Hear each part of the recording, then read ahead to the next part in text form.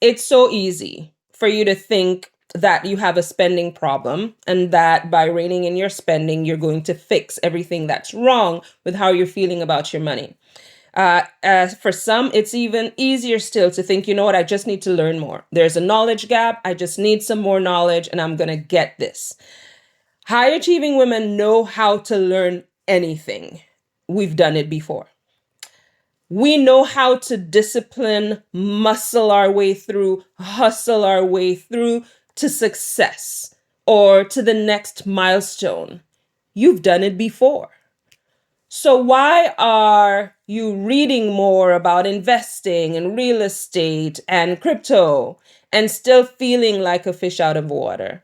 Why are you getting your spending down to the penny and in some cases maybe spending more than you ever did in the past and still feeling unfulfilled? Why? It's because the generic noise out there, it's giving you all the wrong cues. You see, it's giving you reasons to worry that are not your own. It's strange, isn't it? The noise, the headlines, all of the stats that are coming out, and a lot of the professionals that are making the most noise on social media and going viral, they're giving you solutions to problems that you don't have. You are not the one scraping to get by. You're not the one confused by, whether you should spend on this or that. You're not the one worrying about what's going to happen, if the value of gold goes down. That's not you. But that's what everyone seems to be worrying about. When you take on worries that are not your own, when you go about implementing solutions to problems you don't have, you end up just out of whack. You're drained, you're confused. You become distrustful of all of the talkers, all of the supposed pros out there. And I think worst of all is that you end up not trusting yourself. The solution that I'd like to present to you right now is not in making more money. We'll all use some more, no problem. We welcome it if it comes. The solution also is not in spending less or spending more.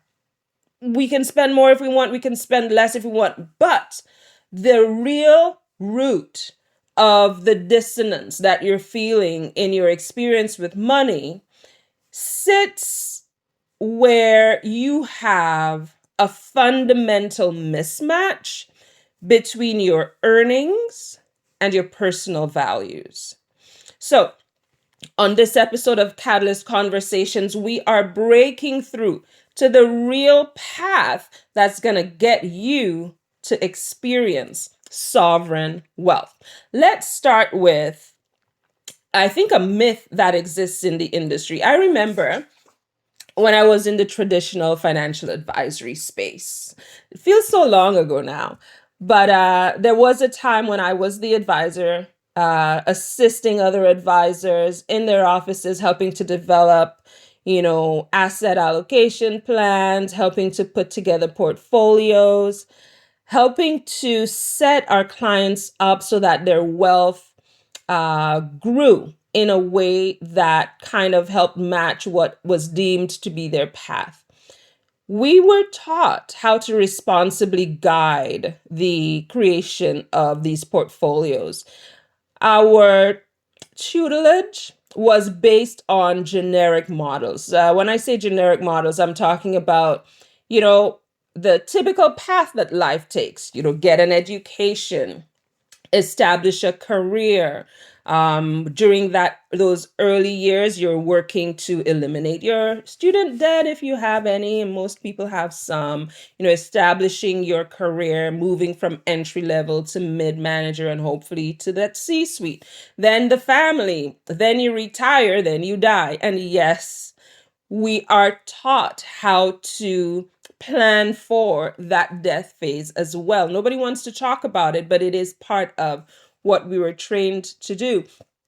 Those generic models also included, how to put the assets together in such a way that you're protected from some of the lows that could happen, and then you get to experience the highs. So we got balanced funds or moderate funds, or even some of the fun stuff where you get a little bit of alpha on the side, these exploratory funds or stocks that you're hoping to. I remember one of the offices, one of the advisors that I worked with, their concept was you had a paycheck. So the portion of your income that came in for investing, you had the paycheck. So that's what did the serious work. And then you had the play check where we could explore, we could take some chances, or, hedge some bets, or do something that was just fun. I tell you that these models were good.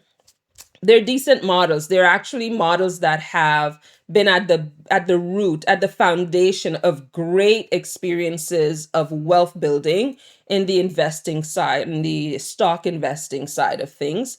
And they are proven to work.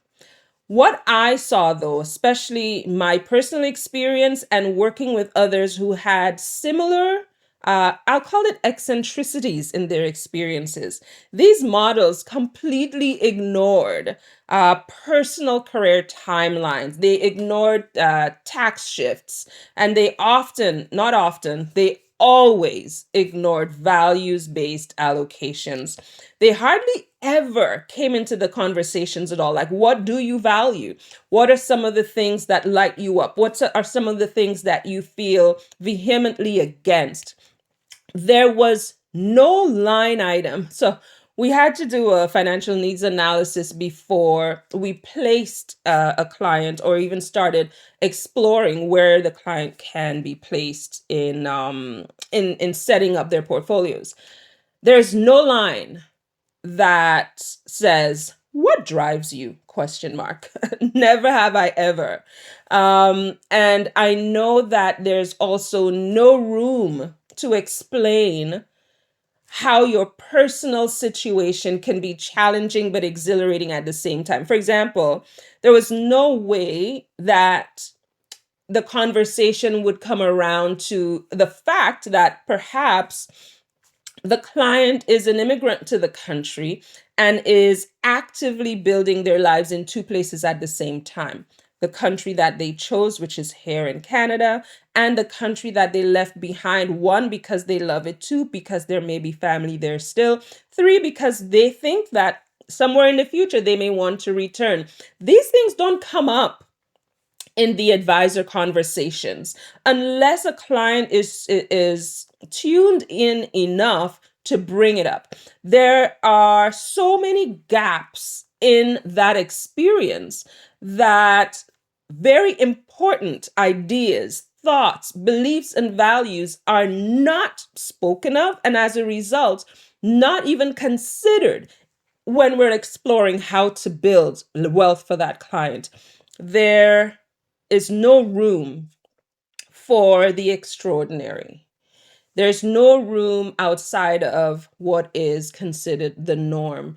And as a result, many of us feel out of sync with how we're building wealth, how we're growing wealth, what our money's doing for us. It's just not hitting because it's out of alignment.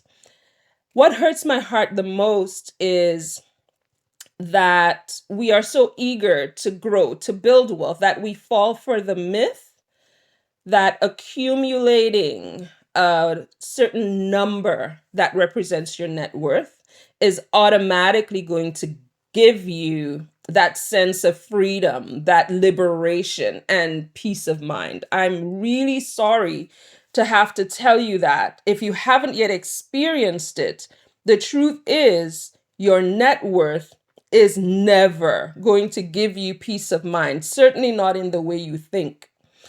We have come to see and experience that, the song Money Worries. I know it as a child growing up. Everywhere it's the same thing, money worries. And the irony is, the poor person sings the song and means it. The rich person sings the song and means it. You have money, you have worries. You have no money, you still have worries. Isn't that sad though? I think it's more than sad. It's depressing, it's distressing, and it does not have to be so. We can remedy this. We can apply a tactical framework that addresses the worries and brings cohesion and results to your wealth journey in a way that no spreadsheet or wealth investment portfolio ever can. So let's take a look at what that looks like. Step one, the first pillar that you're going to use to build a truly sovereign wealth experience is moving away from budgeting, horrible word, and moving into values-based resource allocation. In your case, capital deployment. We need to move from the idea that we are passively saving money to the place where we are actively architecting our life experience, where we give every single dollar a very specific and intentional job across all the areas of our lives. So we're not just giving money work to do for our basic needs. We're also giving money work to do that takes us into tax optimization, as well as guilt-free luxuries. When you're at that level in your job, when you're at that level in your business ownership journey, you're putting in so much that you are rarely getting out as much as you put in. That is a recipe for resentment. That is a recipe for burnout. The answer to that, the antidote, is having all of that money that you work so hard to generate now create the life that you want. That is values-based deployment. That is saying, what do I value?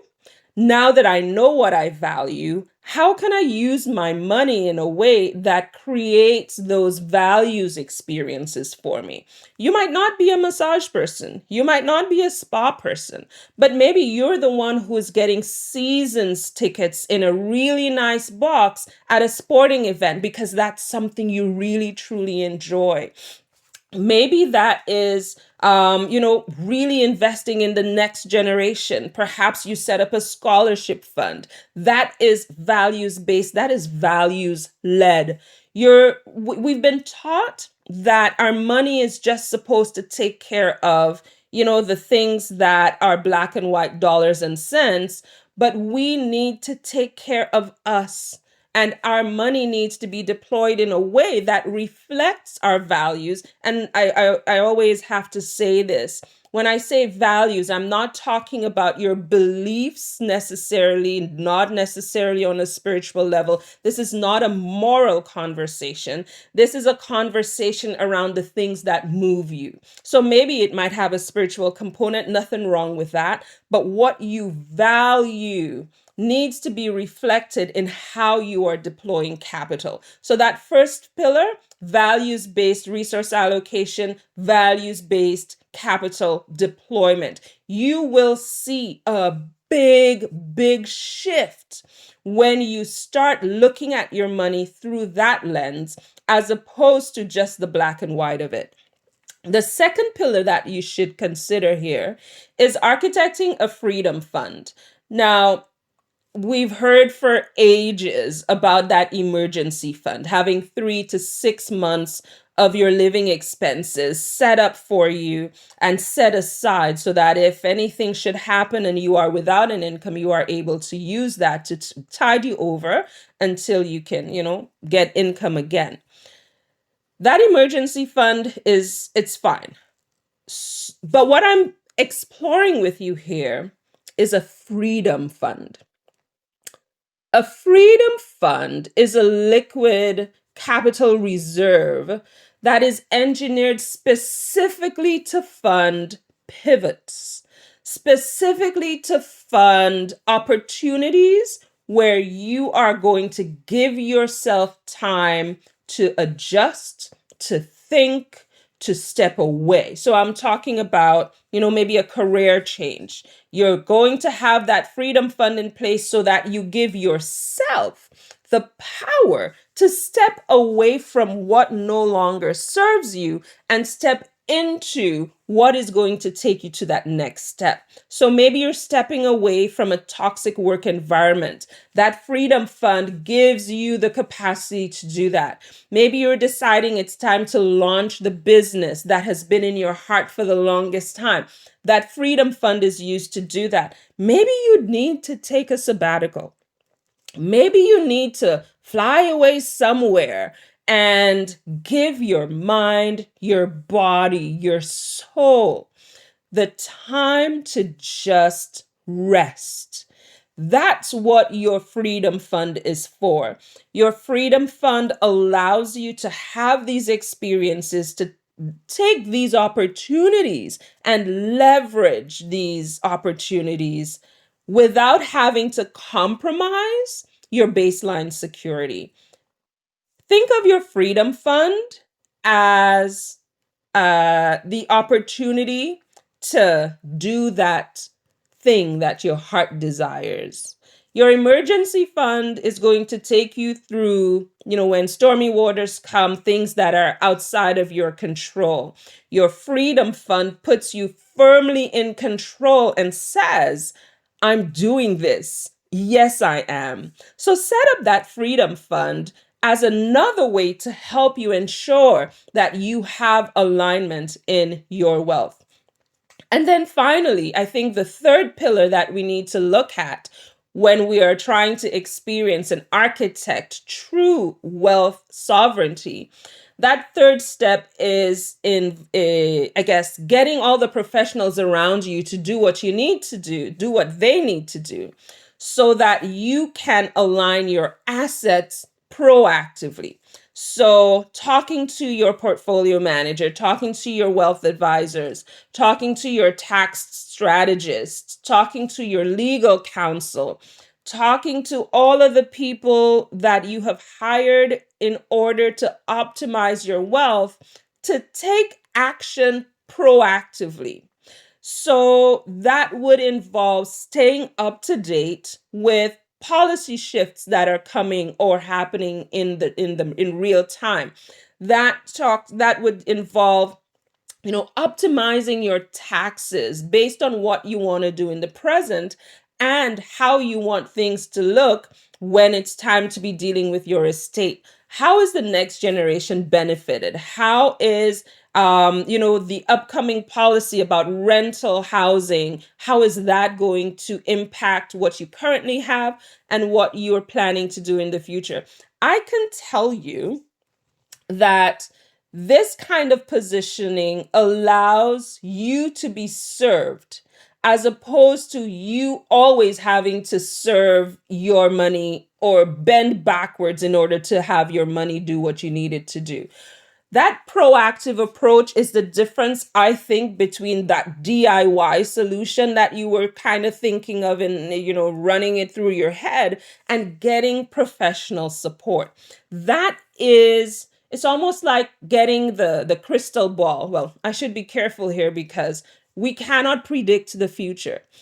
However, the professionals that are working in their specific categories, in their specific areas of genius, they have seen many things and they have their ears to the ground in their industry. So they are the ones who actually hear the rumblings before you see the train. They're the ones who actually hear what's happening before it becomes law, before it takes shape and becomes embodied. They're the ones that you hire and instruct. You're not telling them what to do. You're telling them, this is the outcome I want. Now go get it for me. Deploy it for me. Explore how we can make this happen. I can tell you personal stories of absolutely terrible outcomes that I've had when I operated out of alignment with my values, out of alignment with what both my head and my heart were saying to me. I know that for me in real estate, it has happened. And I had to learn some really tough lessons. To the point where I stayed in opportunities that I should have gotten out of. And I stayed too long. I operated inside of structures that I absolutely hated, but I felt I had to hang on to. Just pure values misalignment that no amount of profit could make okay. No amount of profit could make it right. And in true karmic fashion, the profit soon suffered because of this misalignment. And the capital that I was generating started to deplete. Now, please understand my experiences and probably yours as well. They were not bad strategy. They were misaligned. So it's always a great idea to have a well-balanced investment portfolio with multiple instruments, having representation across various sectors, not just the stock market. Real estate has been a great performer over time. All of this remains great strategy. That's not the problem here. The issue that you are likely facing where you feel like a fish out of water, where you feel like this is not right, where you feel like this is just not hitting the way I thought it was going to hit. That is an issue of alignment. That is where you need to focus in, because your portfolio could be bringing in your 6, 7, 8, 12, 18, 20%, and you're still not feeling good about your wealth. You're still worrying about all the things that everybody else is worrying about when you should really have that peace of mind. Anytime you're getting returns without peace of mind, alignment. Anytime you're seeing profit, but you're not at peace, alignment. Alignment takes intention. Anybody can generate a great wealth portfolio for you, but only you can create wealth that is aligned with your deepest values. So today, if you are ready to bridge that gap, if you are ready to connect what you earn to how you actually live, then your next step really is that wealth and worth experience with me. It's 90 targeted minutes. We're going to unpack your financial situation, identify the behavioral friction, and build an actionable, aligned roadmap towards true wealth sovereignty. So initiate your diagnostic today at hadrianaleo.com. Well, that's it for us for today on Catalyst Conversations. I hope you can move from where you are to truly aligned wealth. Until next time, take care.